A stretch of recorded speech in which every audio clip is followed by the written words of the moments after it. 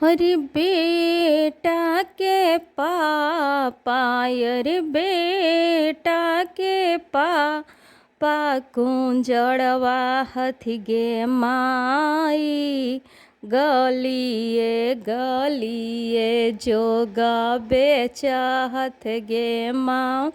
ई गलिए गलिए जोगा बेचहत गे माँ।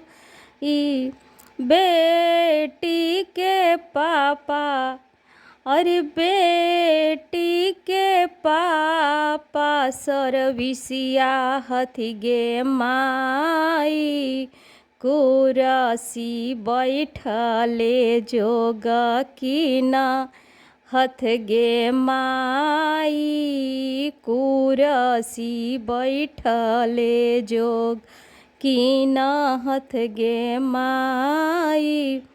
कोहबर बैठले, अरे कोहबर बैठले, बेटी हँसै गे माई, भले पापा नौ कर खरीदलन गे माई, भले पापा नौ कर खरीद लन गे माई, कुरसी बैठले दुल्हा रोबहत गे माई, कुरसी बैठले दुल्हा रोबहत गे माँ। ई पापा समेत मम्मी बिकलन गे माई, पापा समेत मम्मी बिकलन गे माई। बेटा के चाचा, अरे बेटा के चाचा, कुंजड़वा हथि गे माई, गलिए गलिए जोग बेचलन गे माई, गलिए गलिए जोग बेचलन गे माई। बेटी के चाचा, सरविसिया हथि गे माँ, ई कुरसी बैठले जोग कीनहत गे माँ, ई कुरसी बैठले जोग कीनहत गे माई।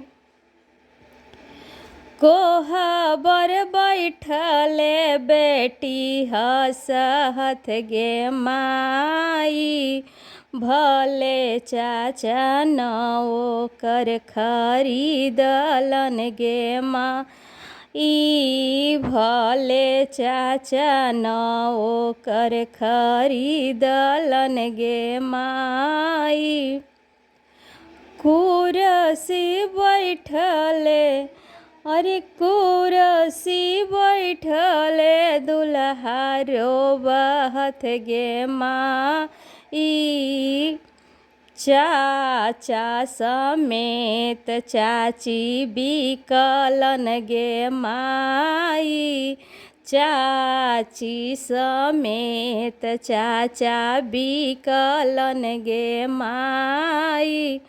बेटा के भैया, कुंजड़वा हथि गे माई, गलिए गलिए जोग बेचहत गे माँ, ई गलिए गलिए जोग बेचहत गे माई। बेटा के जीजा, कुंजड़वा हथि गे माँ, ई गलिए गलिए जोग बेचलन गे माई, गलिए गलिए जोग बेचलन गे माई।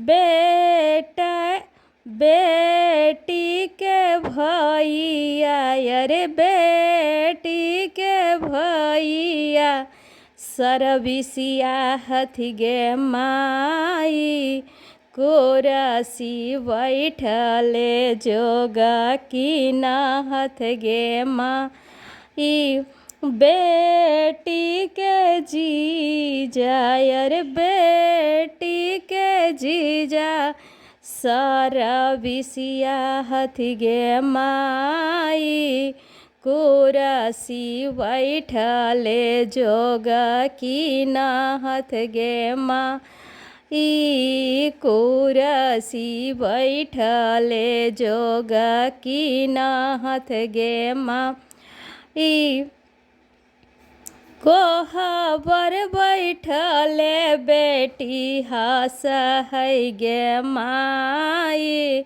भले भैया न ओकर खरीदलन गे माई भले जीजा न ओकर खरीदलन गे माई कुरसी बैठले दुल्हा रोबत गे माई भैया समेत भाभी बिकलन गे माई भैया समेत भाभी बिकलन गे माई जीजा समेत दीदी बिकलन गे माई जीजा समेत दीदी बिकलन गे माई।